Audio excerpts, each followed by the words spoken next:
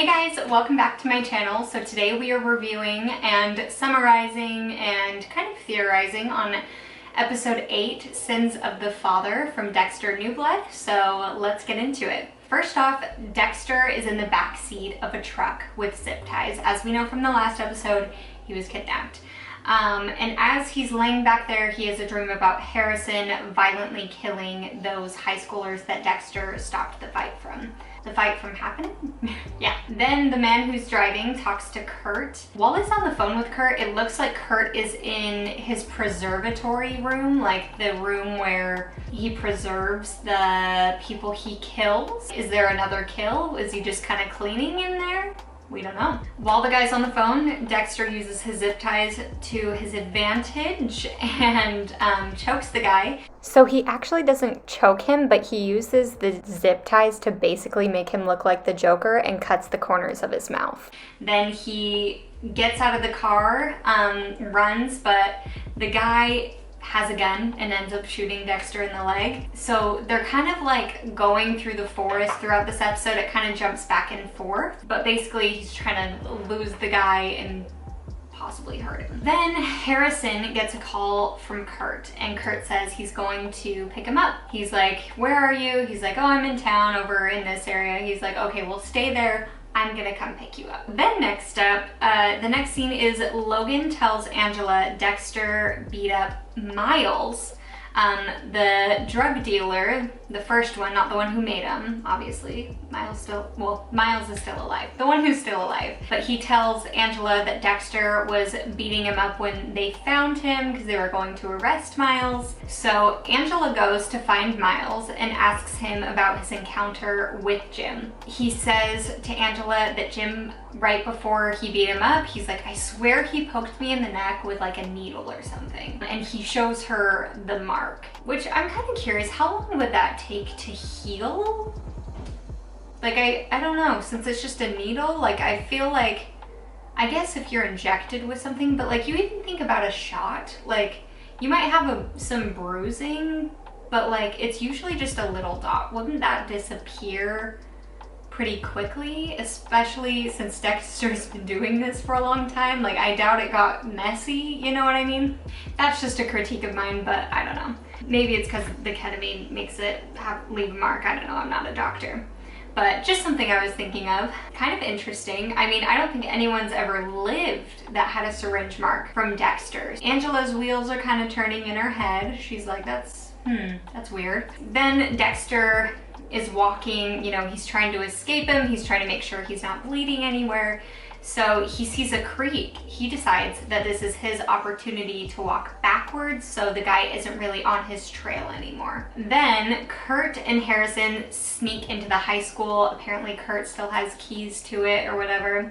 And they go to the batting cages. While they're there, Kurt's kind of teaching Harrison how to swing, like, you know, using his whole body rather than just his wrists. But as they're doing that, Kurt's like, "Let's try a curveball."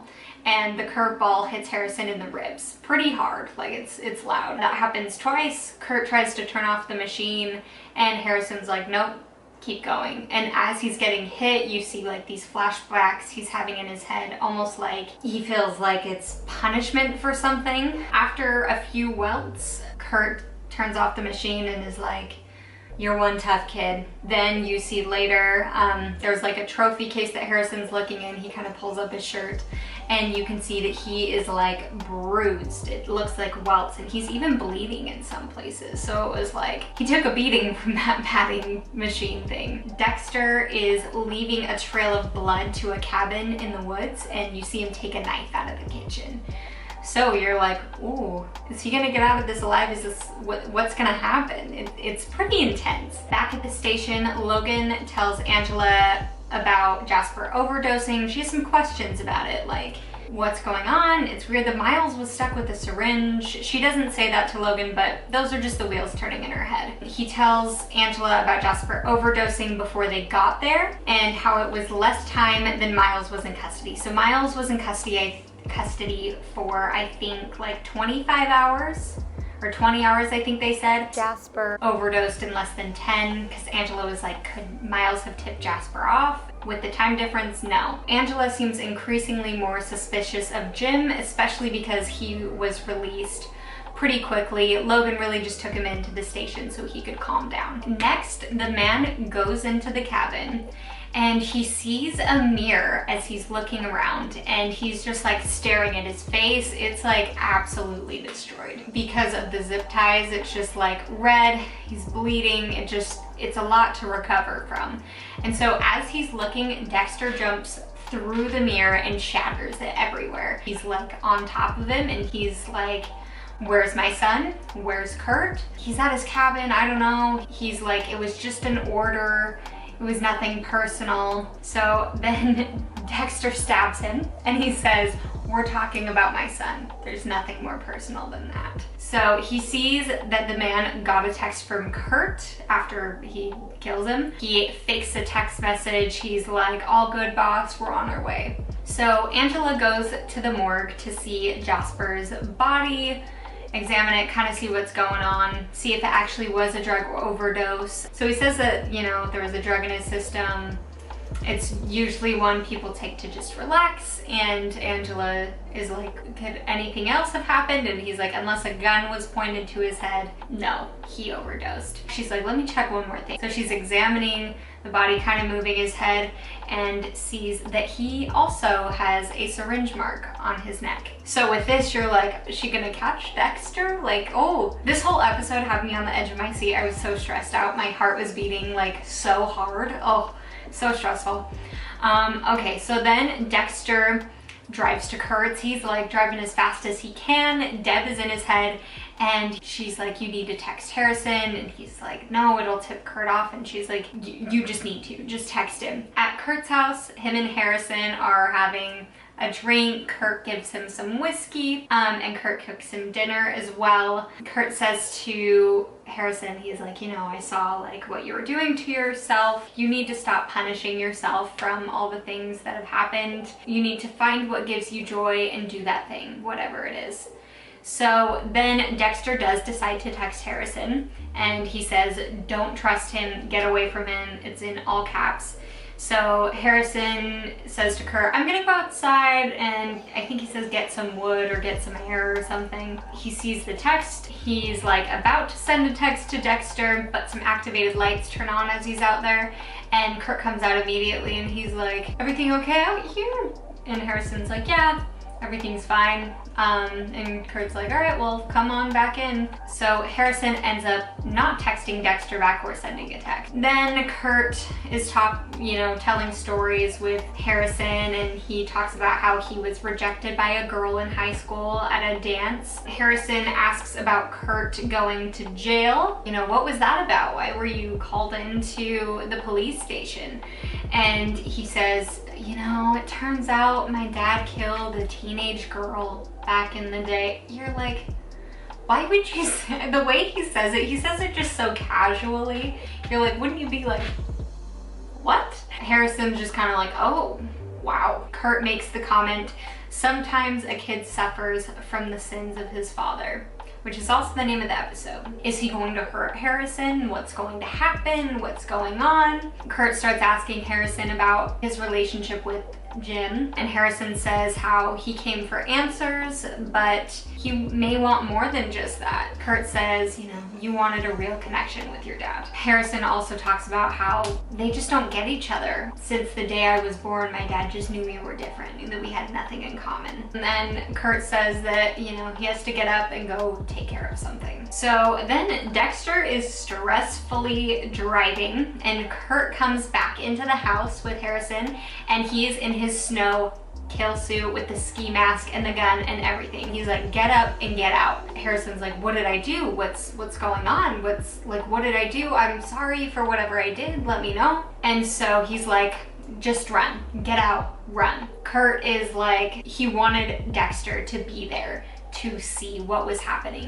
So he thinks it's the guy driving the truck, but as the truck gets closer and closer, Kurt realizes that it's Dexter driving, and he's like, oh shoot. So he's trying to shoot at the truck. Dexter nearly runs him over. He does run over the gun, thank goodness. And so Kurt takes off running. And so after that happens, Harrison and Dexter run up to each other, they hug each other, they finally talk, and Dexter says, you never have, I need to like just say the whole full quote because it was a very heartfelt moment. I almost cried, but it's like, it's what they've been wanting this whole time, is to connect. They've both wanted to be understood by someone, and they've wanted to connect and, you know, have someone that understands who they are and accepts them fully. So Dexter says to him, you never have to feel alone with your dark thoughts ever again. You probably gravitated towards Kurt because you thought he understood you, but I was born in blood just like you. I had the same violent urges just like you, but my dad taught me a code on how to channel those urges. I'm going to tell you everything. So Harrison hugs him. Dexter says in his head, this was all I had to do. This is all he ever wanted. Maybe if I'm being honest, this is all I ever wanted to. And then the next thing is Angela is going through Jasper's records and sees that ketamine was in his system. She looks up ketamine, Miami homicide, and the first thing that pops up is the Bay Harbor butcher. So you're like, is she gonna catch him? Like, what's gonna happen? Like, she has to know. Like, did she catch him? What happened? What's going on? But yeah, this episode just had me on the edge of my seat the entire time. It was so interesting and stressful, but I'm happy that Dexter and Harrison are finally getting to connect, and it seems that Dexter is finally going to be just honest with him and tell him everything. So yeah, we'll see what happens next on episode 9. We're getting so close to the finale, and like, I feel so bittersweet about it. Like, I'm excited to finally see like the ending that they're all talking about, but I also don't want it to end at the same time. I've loved watching it. It has been kind of nostalgic watching Dexter again, so if they can continue the series, I really hope they do. But we will talk about more theories and other things with the show in episode 9, since it's right before the finale. I feel like that's the best time to talk about theories. So I will see you in my next video, which is episode 9.